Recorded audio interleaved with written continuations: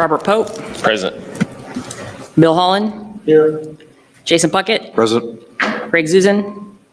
Don Loudon. Present. Okay, we have a quorum, so the first thing on our agenda today is the Arbor Day proclamation. Shelby, are you presenting or? I'm just here for support. I told Julie was going to read the proclamation.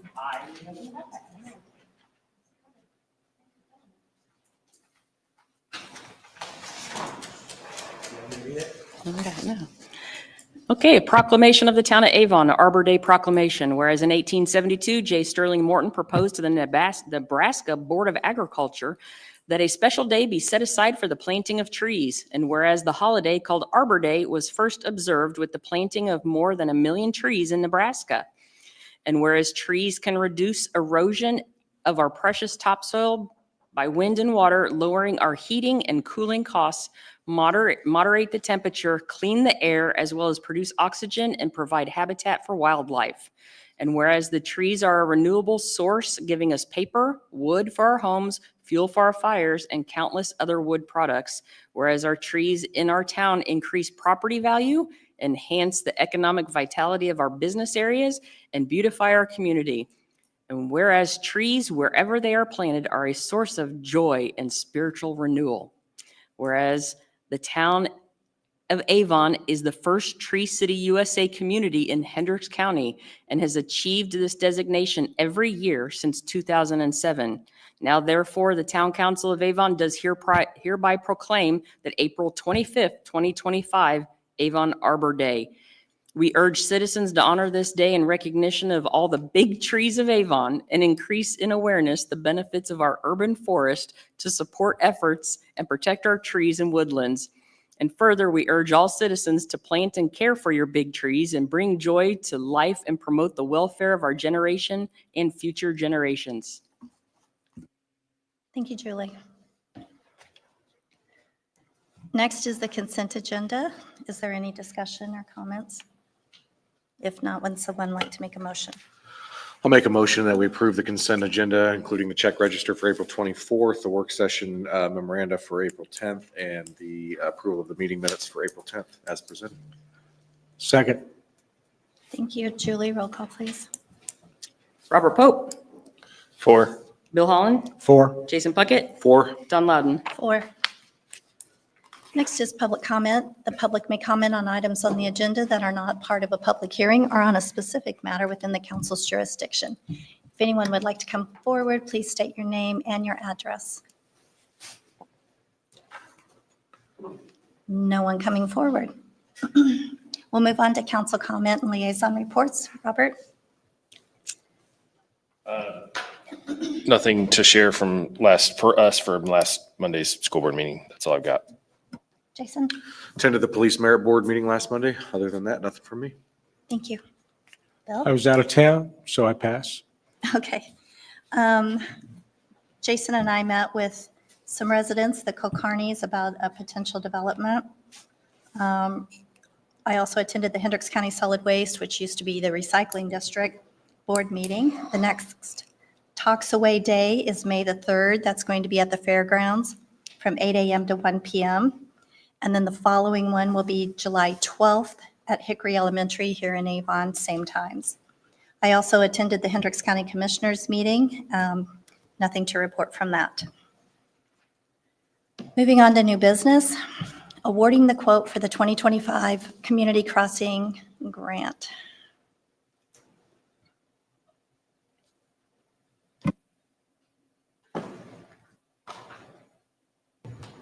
Steve Moore, Public Works Director. Pretty happy about the bids we received for the 2025 CCMG project. We had an estimate of $2.66 million and our winning bid came in at 2.394. So happy with the lower prices, and it's not an anomaly because all three bidders were really close together. So it's we've got confidence in them. It's EMB, who's done work for us before. They did Dan Jones Phase 1. They were the paver on Dan Jones Phase 2. They've done a lot of good work here in Avon, so I'm really happy with them as well. So I recommend that the council approve the award of the bid in the amount of $2,394,611.82 to E&B Paving.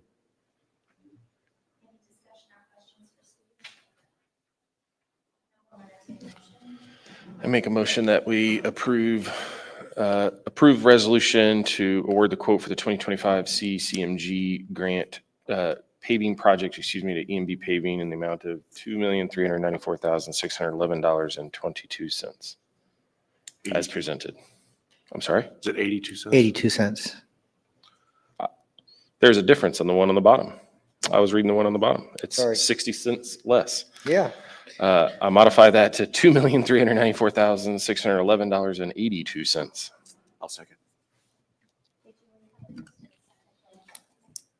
Bill Holland, 4. Robert Pope, 4. Don Loudon, Jason Puckett. 4. Next is the construction engineering contract for Raceway Road, County Road 100 North. Ryan, I assume since Steve sat down, you're Yep, taking that? I'll do it. And if you guys, Steve can help too. We were both worked on this. As you guys are aware, we selected United Consulting to assist us with our construction engineering. Anytime we do a project that is of such a size, actually anytime it has federal funding or even state funding, in this case, we got federal funding exchange money from the MPO. We are actually required to have what's called full-time construction engineering. And so we have to hire someone who oversees, tracks quantity, and documents everything to make sure that the plans are being followed. It is incredibly expensive, as you'll see, but this is to make sure that we are being good stewards of the taxpayer dollars and that someone's watching the construction and that they're following all the specifications. This is a little unusual for contracts that you guys normally see. So construction engineering contracts are based on time and materials. And so you'll notice in this, there is a number. So they've given us a number, but it's based on an estimate of the amount of time that the construction will take and how many inspectors we anticipate to be on the job. And so we are very conservative in our estimate because we want to make sure that we can cover that within the contract. So United does have a substantial amount of people assigned to the project, which of course we want. Sometimes there's people out paving, there's a crew doing concrete, and there's a crew doing storm sewers. And so they may need 3 people watching all those different operations. But it's unlikely they've budgeted really for like 3 people on the project throughout. So it's unlikely that we'll actually use that full contractual amount. We've also added, because this is a federal funding exchange, normally on a federal aid project, NDOT reviews our plans. And so in this case, we've asked United to do a quick review of the plans to make sure that there's no constructability issues or anything, because there's not a secondary engineering check. Steve and I do look at the plans, but as you guys know, Steve and I aren't engineers. So we kind of rely on another engineer to just check that work, make sure there's no concerns. We want to catch that before we bid the project. It's always more expensive afterwards. So there is a little bit of money in here for that as well. You guys are also aware that when we do these projects, the biggest challenge for us is always utility relocations. They like to not move when we need them to move, and then they like to relocate in places they're not supposed to. And so there also is some money in there to do some part-time utility inspections to stay on top of those utilities and make sure that they're going in the right places and that they get out of the way on time. We'll do progress meetings with all the utilities and make sure that they actually relocate where we need them to be and when we need them to be relocated. So all of those are in this contract. Typically, construction engineering contract, we use 10% as kind of our expectation, 10% of the construction cost. And so this is slightly under that 10%. And so again, it is in line with what we would expect for a contract like this. And again, I think Steve will be on top of this too. And if we can get it to come in lower, we will. I'm happy to answer any questions. A portion of this is reimbursable. So if you guys looked at the sources and uses document, you will note that we'll get funding to reimburse 70% of the actual inspection cost. The total contract as presented by United is for $441,100. And we're happy to answer any questions, but we do recommend approval. Any discussion or questions? If not, we'll entertain a motion. Make a motion that we approve the contract for construction engineering to United Consulting as presented. Second. Thank you. Julie, would you take roll call, please? Don Loudon, 4. Jason Puckett, 4. Bill Holland, 4. Robert Pope, 4. Next, Resolution 2025-09, approving transfer of property to Family Promise. Dan? Yes, as you recall, you have an agreement existing with Family Promise for the transfer of the property to them. And so this resolution is your authorization to formally do that. There were some preconditions that you imposed on Family Promise in order for that to occur. So this resolution says we need to assure ourselves that we have that finished, but it then authorizes the town council president and town manager to sign whatever documents would be necessary to do that. This type of resolution is really important for title insurance, is really why we do it. You've already authorized the transaction. I'll be happy to answer any questions.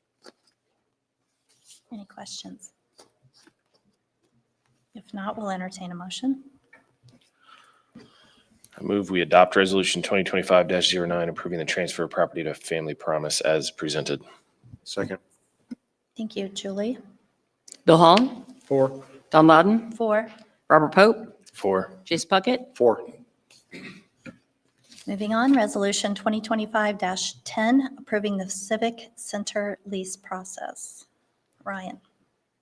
Or Dan? Indiana law allows you, as the town council, to use an alternative method of leasing space inside your new civic center. The alternative process is available when you have special circumstances. Certainly those are present here because you're going to be, you may have area that you want to lease that's right next to your town offices and is not a separate building or anything of that nature.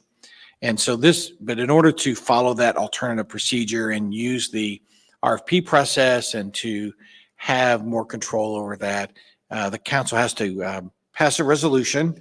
And so this resolution provides your authorization for the use of that alternative procedure as set forth in Indiana law, and then authorizes the town manager to go ahead and proceed with the gathering of proposals, which as you direct.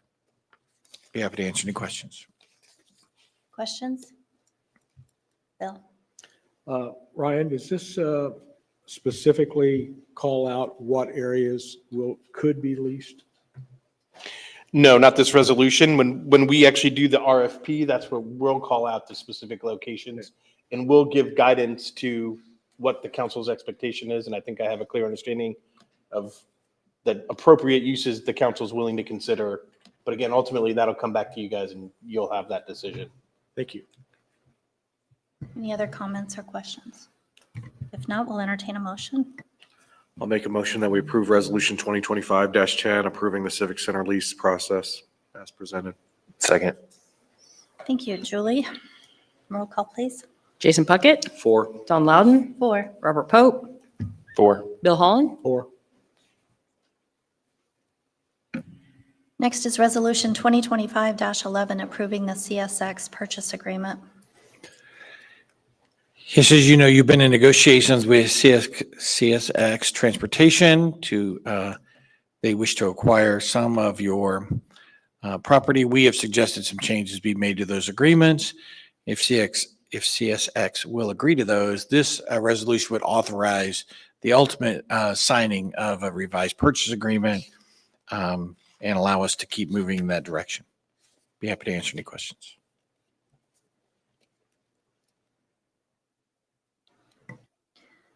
As we discussed previously in the last meeting, it's just for the easement, not purchasing the whole parcel. Any other questions, comments? If not, we'll entertain a motion. I'll move that we approve resolution 2025-11, approving the CSX purchase agreement as presented. Second. Second. Oh, you did? I thought you asked for one, sorry. It's okay. Julie, would you take roll call, please? Don Loudon, 4. Bill Holland, 4. Jason Puckett, 4. Robert Pope, 4.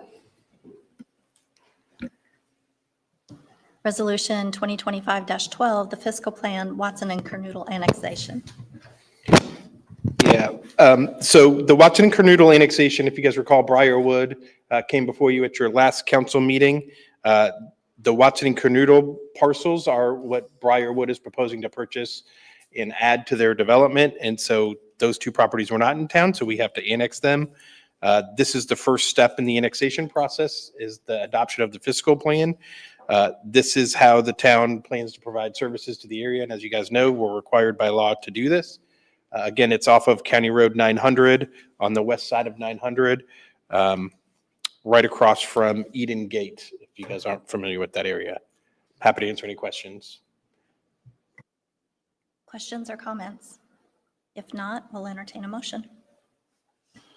Move we adopt Resolution 2025-12 fiscal plan for Watson and Kernodle annexation as presented. Second. Thank you, Julie. Roll call, please. Robert Pope, 4. Jason Puckett, 4. Bill Holland, 4, Don Loudon, 4. Resolution 2025-13, the fiscal plan for MJ Ventures annexation. MJ Ventures is a small property up north of County Road 200 North and just west of Ronald Reagan Parkway. It's an old house, but someone has purchased it and has desires to eventually sell it or develop it as something. They actually went to the county, and the county directed them to us and said, that's basically in the town of Avon. So if you're interested in doing something, you should annex it into the town of Avon. The property owner was actually agreeable to that, and so filed the petition. And this is the fiscal plan for it. Any questions? If not, we'll entertain a motion. I move we adopt Resolution 2025-13 fiscal plan for MJ Ventures annexation as presented. Second. Thank you, Julie. Roll call, please. Robert Pope, 4. Don Loudon, 4. Jason Puckett, 4. Bill Holland, 4. Next is Resolution 2025-14, the fiscal plan, 100 North and Dan Jones annexation. Yes, so actually the next 4 fiscal plans, I'll maybe just talk about them all at once, and then you guys still have to vote on them individually, but these are 4 properties actually owned by the town. The first one, 100 North and Dan Jones, is the southeast corner, and we actually bought it when we built the roundabout. We never annexed it into town, so this is just basically annexing into town, cleaning up one of those pockets in the community. The next one is 150 South and Avon Avenue. Same thing when we built the roundabout at 150 South and Avon Avenue. The southeast corner, we had to purchase the entire property. Again, same situation, even though we purchased it, it was actually in the county at the time. And so now we're just annexing it into the town. The third one is at 625 and US 36, and that's our new sports fields that we just purchased. Again, that property was in the county when we purchased it, so now we're just bringing it into town. And then the final one is, again, a roundabout that we did at 900 and 200 North. This one is the southwest corner. There was a house there as well that had to be demolished in order to build that roundabout. And same situation, we're just bringing it into the town of Avon. These fiscal plans are not very exciting because obviously these are tax exempt properties. And so there's really no fiscal impact.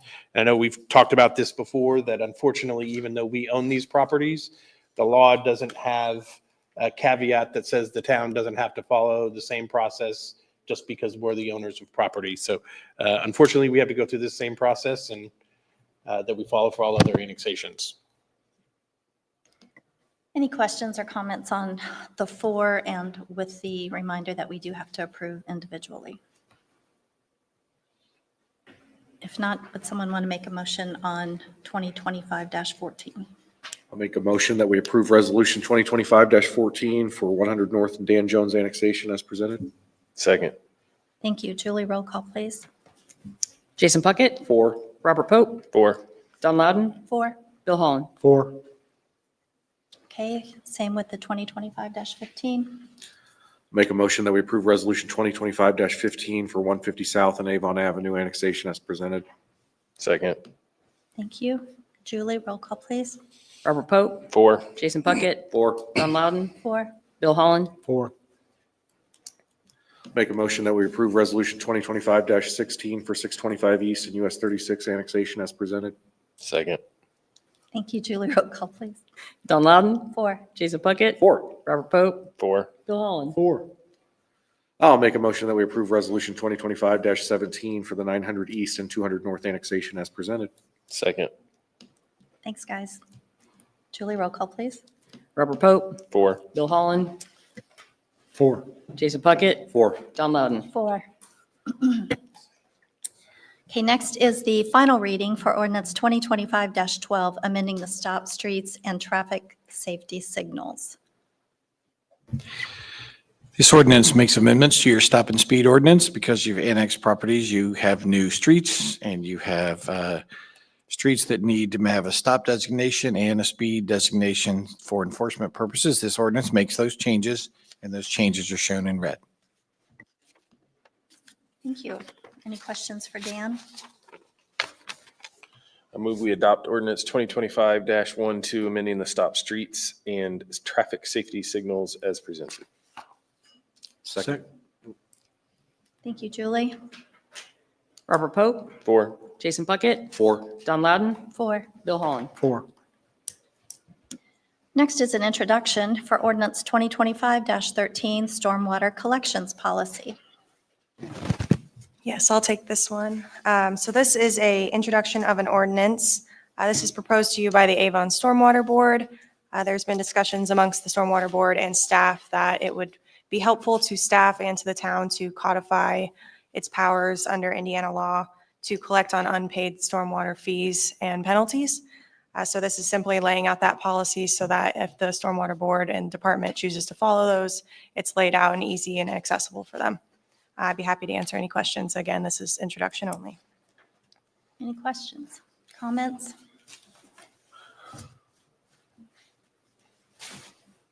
Bill, you look like you No. want to say something? Well, no, I'm fine. Okay. With that, we'll consider ordinance 2025-13, the stormwater collections policy as introduced. Next is the public hearing and introduction of ordinance 2025-14, the Watson and Kernoodle annexation. This is a public hearing, so if there's someone that would like to speak, please come forward, state your name and your address, and limit comments to 3 minutes.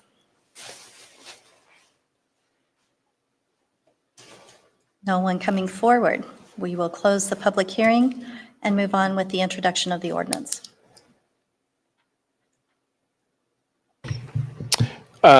So again, this is same annexation as fiscal plan. So this is property on County Road 900 East.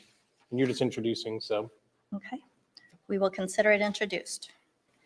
Next is a public hearing and introduction of the ordinance 2025-15, the MJ annexation. If there is anyone that would like to come forward, please state your name and your address and limit your time to 3 minutes. Still no one coming forward. Ryan, is there anything you want to say on this one? Okay, we will consider ordinance 2025-15 MJ Ventures annexation as introduced. Next is public hearing and introduction of ordinance 2025-16, which is the 100 North and Dan Jones annexation. Since that's a town one, I'm assuming no one's coming forward, but we will give the opportunity. No one coming forward. We will consider ordinance 2025-16 as introduced. Next is introduction of ordinance 2025-17, the 150 South and Avon Avenue annexation.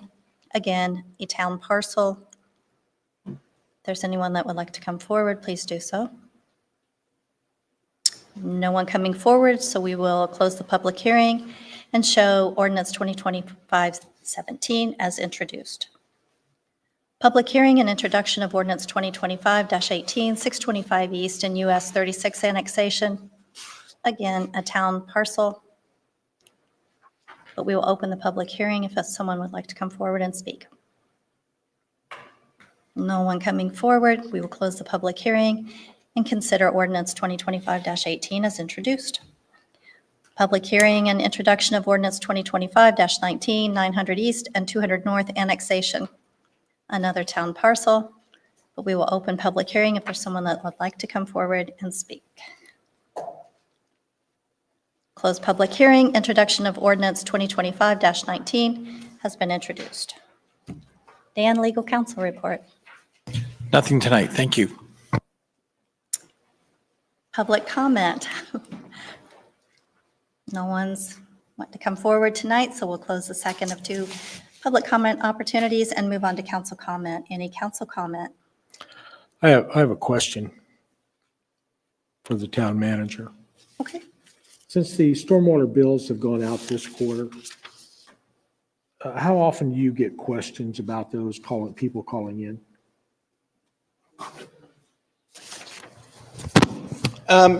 Yeah, probably, I don't know. We get some phone calls every day. I mean, we also have a call center, so some of them are directed to the call center. So it just depends. We don't have a huge volume of calls, but we do get some. Is there a number for that call center? Because I've had about 5. Oh, yeah, it's on the bill. If they flip it over on the back of the bill, it's on the back. Okay, I'll tell them. Okay, Thank you. yep. Council calendar. Yes, so your next council meeting is May 8th. You do have a work session at 5:30 PM, and then you have your regular meeting at 7 PM on May 8th. And I'll reiterate, Council President Loudon shared already, but May 3rd is Talks Away Day as well. So if you have stuff to get rid of, please take it there. That again is the fairgrounds, Hendricks County Fairgrounds from 8 to 1. Thank you. Meeting adjourned.